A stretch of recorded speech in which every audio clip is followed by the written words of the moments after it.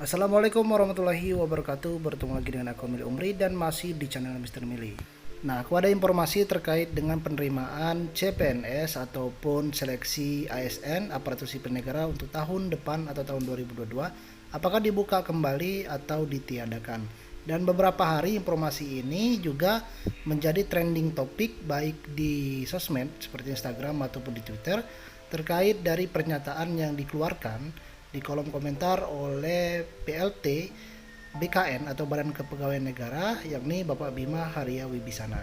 Informasi ini bermula ketika ada seseorang yang bertanya di kolom komentar salah satu postingan di akun resmi IG atau Instagram BKN, yakni berkaitan dengan CPNS untuk tahun 2022 ditiadakan atau dibuka kembali. Kemudian komentar itu pun langsung dibalas oleh PLT BKN, yakni Bapak Bima Wibisana. Beliau mengatakan untuk tahun 2022 hanya P3K saja. Ke depan penerimaan PNS akan sangat-sangat sedikit. Yang banyak P3K. PNS hanya untuk posisi pengambilan kebijakan. Di masa depan total ASN itu idealnya 20% PNS dan juga 80% P3K. Kemudian beliau menambahkan juga kesejahteraan sama. Nah, perlu kalian ketahui bahwa ASN itu adalah aparatur sipil negara yang terdiri dari PNS dan juga P3K. Jadi ASN itu ada dua, ada PNS, ada P3K. Dan apa yang membedakan antara PNS dan juga P3K ini? Nah, kita lihat di sini untuk perbedaan CPNS dan juga P3K. PNS itu atau CPNS adalah pegawai ASN yang diangkat sebagai pegawai tetap oleh pejabat pembina kepegawaian dan memiliki nomor induk secara nasional. Sedangkan P3K merupakan pegawai ASN yang diangkat sebagai pegawai dengan perjanjian kerja oleh pejabat pembina kepegawaian. Jadi untuk PNS dan P3K ini sama-sama ASN atau aparatur sipil negara. Kemudian, sebelum diangkat menjadi PNS, maka status kepegawaiannya adalah CPNS, artinya mereka yang baru lulus tes seleksi penerimaan. Nah, artinya kalau kalian baru ikut tes CPNS, kalian belum secara otomatis diangkat menjadi PNS. Kalian harus melalui masa uji coba atau menjadi CPNS dulu. Dan masa CPNS ini kalian bisa gugur, bisa tidak, bisa iya diangkat untuk menjadi PNS atau pegawai tetap. Sedangkan pegawai P3K diangkat dan dipekerjakan institusi pemerintah dengan perjanjian kontrak yang sebelumnya sudah ditetapkan. Jadi untuk pegawai P3K ini mereka tidak melalui masa uji coba dulu, mereka langsung bekerja. Kemudian untuk gaji yang diterima CPNS sebesar 80%. Jadi kalau kalian baru diterima menjadi CPNS, belum kalian menerima gaji sebesar 100%, tetapi hanya sebatas 80%. Selanjutnya untuk P3K, ini masa kerja minimal 1 tahun dan bisa diperpanjang sesuai kebutuhan dan berdasarkan penilaian kinerja. Nah, karena P3K ini bukan dalam artian pegawai tetap dan ini sistemnya kontrak, kalian bisa diperpanjang, bisa tidak.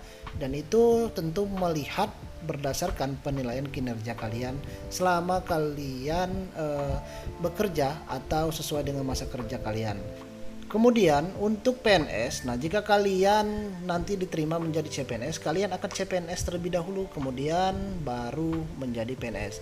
Sedangkan untuk P3K itu tidak bisa diangkat secara otomatis menjadi PNS atau CPNS, harus mengikuti proses seleksi sesuai dengan ketentuan perundang-undangan.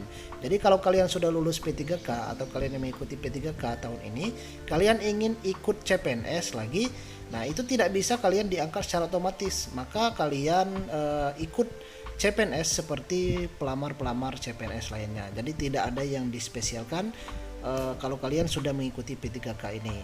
Kemudian untuk jaminan hari tua dan jaminan pensiun itu untuk CPNS atau PNS itu ada, tetapi untuk pegawai P3K tidak memiliki jaminan hari tua dan jaminan pensiun. Nah, jadi itu yang membedakan antara CPNS dan juga P3K.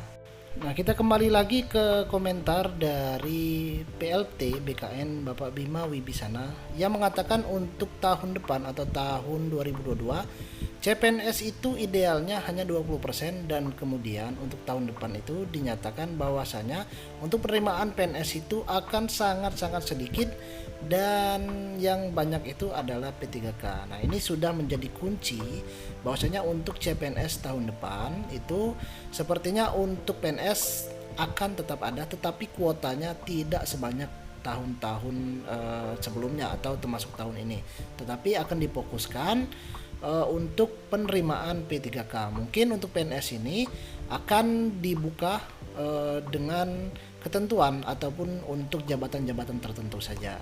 Nah, dilihat dari komentar tersebut bahwasanya untuk tahun-tahun berikutnya PNS itu atau penerimaan CPNS ini akan sangat sedikit dan banyak itu dibuka P3K. Dan yang jadi pertanyaan adalah apakah untuk kuota CPNS ijazah SLTA ditiadakan atau tahun depan itu diadakan kembali. Karena mengingat untuk kuota penerimaan CPNS tahun depan seperti sudah disinggung oleh PLT BKN, untuk tahun depan itu PNS atau penerimaan CPNS masih tetap ada, tetapi kebanyakan P3K. Nah, untuk ijazah SLTA ini apakah masih dibuka kembali? Karena mengingat penerimaan CPNS ini sangat-sangat sedikit. Dan itu pun kemungkinan kalau misalnya diterima sedikit, kemungkinan besar itu hanya untuk beberapa jabatan posisi di beberapa kementerian lembaga ataupun di beberapa instansi yang khusus untuk jabatan tertentu saja.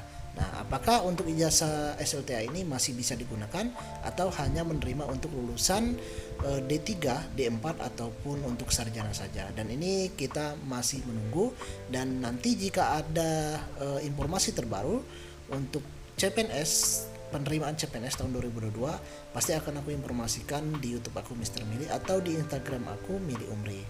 Nah, untuk sekarang jika kalian yang sedang melaksanakan tes SKDCAT, silakan kalian fokus saja, jangan memikirkan apakah tahun depan dibuka kembali atau tidak.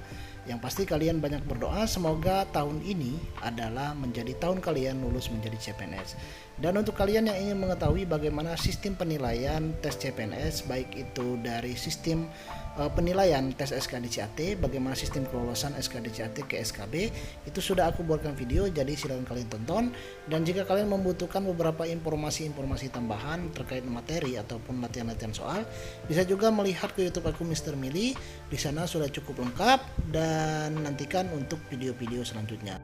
Terima kasih untuk kalian yang sudah menonton video ini. Tetap terus pantau channel aku Mr. Mili untuk kalian mendapatkan informasi terbaru terkait dengan penerimaan CPNS dan juga P3K baik tahun-tahun berikutnya ataupun tahun ini. Dan jika kalian belum subscribe channel ini, silahkan bantu subscribe channel ini. Dan aku akhiri, wassalamualaikum warahmatullahi wabarakatuh. Sebelum itu aku mau rekomendasikan ke kalian bimbel CPNS online nomor 1 di Indonesia. Langsung aja kalian klik link yang ada di deskripsi. Dan juga jika kalian mencari buku CPNS dengan kisi-kisi dan pembahasan terbaru, silakan kalian DM ke IG aku Mili Umri atau klik link yang ada di deskripsi.